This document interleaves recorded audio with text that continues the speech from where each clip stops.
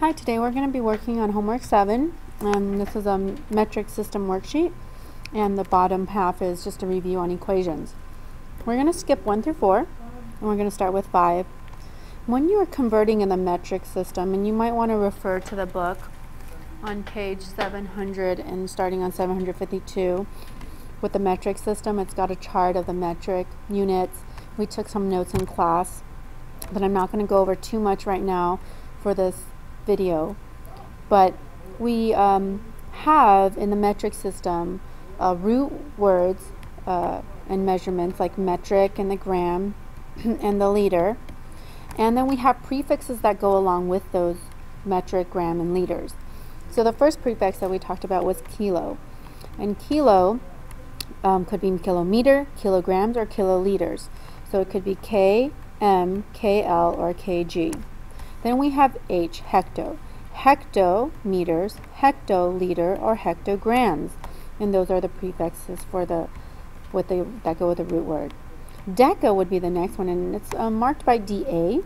So decameter, DAM, decaliter, DAL, decagram, DAG. Then after that, the meter, gram, and liter, we have deci, decimeter, decigram, and deciliter. Then we have centi, which we're pretty familiar with, centimeter, centiliter, and centigram. Then we have the last unit, which is milli, and that would be marked by millimeter, milliliter, and milligram. And those would be our abbreviations there. So what you see is that it goes with the little rhyme that we talked about in class. King Henry died, and then Monday, or gracefully, or later, drinking chocolate milk. And here are the root words. Okay, and then around it are the prefixes. So when you notice the root words, M, G, and L only have a single letter, but the prefix attached with the root word will always have 2 letters, if not 3, like for the decas. So when we start with number 5, I will look at centimeters, and I want to change that to millimeters. So I'm going to start with centimeters, and I'm going to end with millimeters. So the centimeters would be at the C, and the millimeters would be at the MM. So I would start at the C, and then I would end at the milk, the M, and that would be 1 space to the right. Okay, so that means I'm going to move the decimal once to the right. So that decimal between the 3 and the 4 is going to go 1 to the right behind the 4. So my answer is 34 decimal millimeters. 34 millimeters is my answer.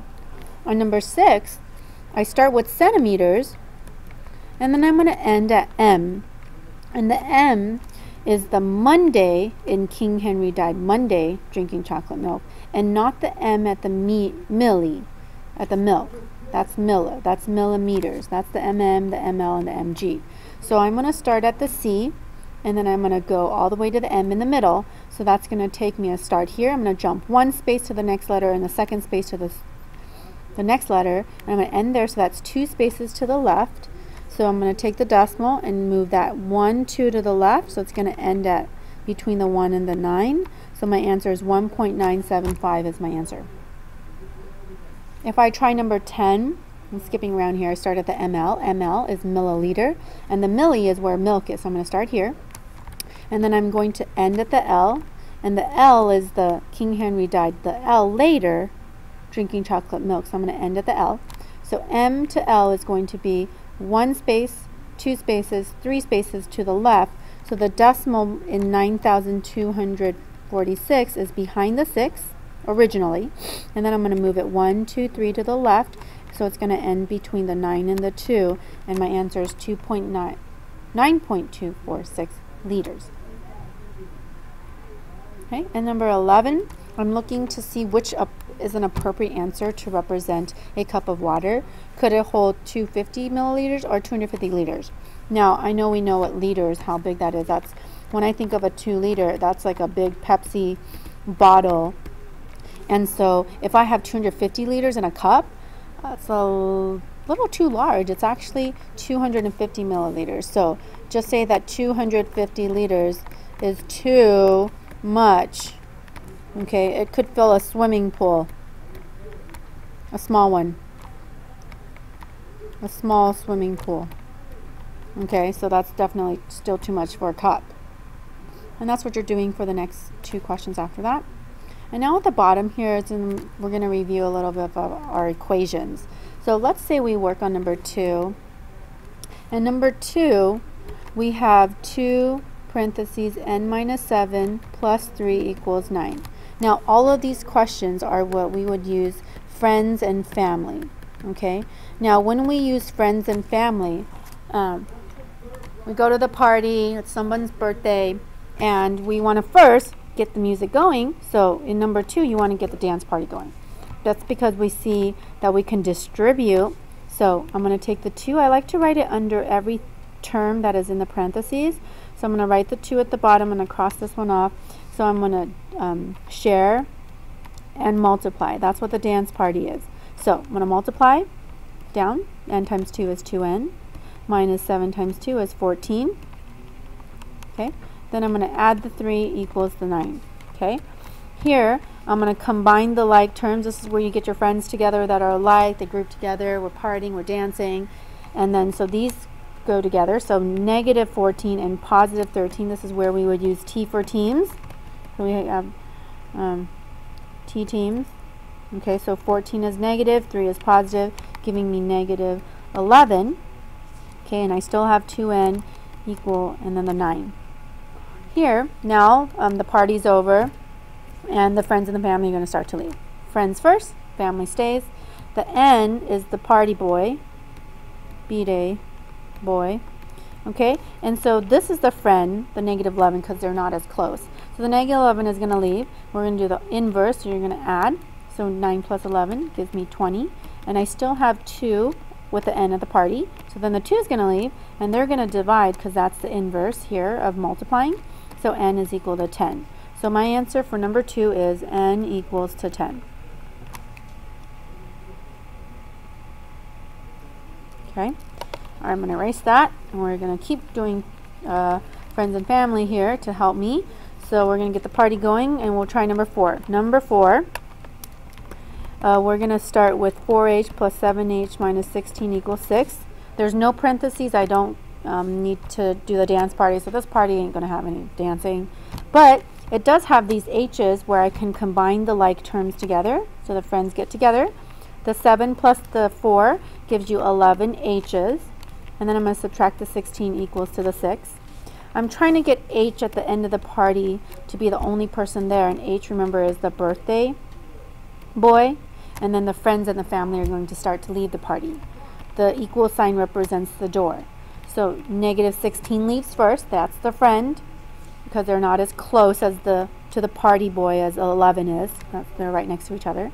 So I'm going to add the 16 with the 6, giving me 22, and I have 11h. Now 11 times h, I'm going to take the 11, and that's going to leave the party too. They're going to divide with the 22, giving me the answer h is equal to 2. And I can always plug that h back into the 2 into the h, and double check my answer. That's why it says to check each question, each of the equations, to see if it's true. So h is equal to 2.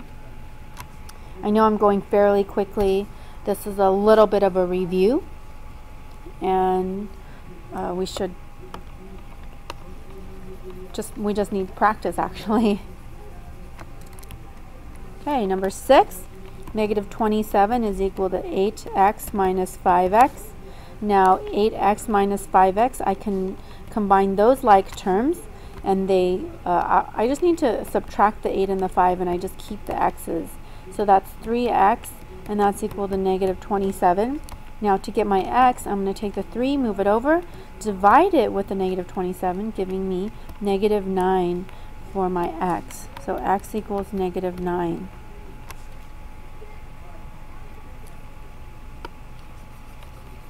Okay, and then let me help you with number 12 because of that fraction down there, but I want you to try all the rest of it by yourself, and we'll check those answers in class tomorrow. 1/6 y plus 42 minus 15 equals negative 3. Okay, I do see a parentheses. When I see the parentheses, I want to do the dance party. So we're going to share and multiply. Okay, so the 1/6 is going to multiply with all of these numbers here. So cross that out. Multiply 1/6 times y. 1/6 times 42 over 1, because I want to change this into a fraction so it's easier to multiply. Okay, if I do that, that's 42 divided by 6, or over 6, and 42 over 6 is the same as 7, so I have 1/6 y plus 7. Then I'm going to subtract the 15 all the way from up there and the equal sign, and that's going to equal the -3. Okay, from here I will take these two and combine them. These are like terms. The party's getting started, friends are gathering, they are alike. That gives me -8 equals to -3. I still have 1/6 y. Then the party's over and the friends are going to leave first, so the -8 leaves. I'm going to add the 8 with the -3, giving me 5, and that's equal to 1/6 y. Now, how do I move that 1/6? Well, I'm going to take the 1/6, I'm going to move it over, I'm going to do division.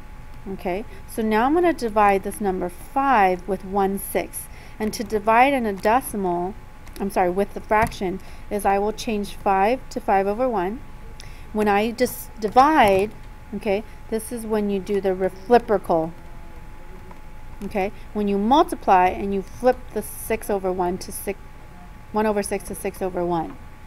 Okay.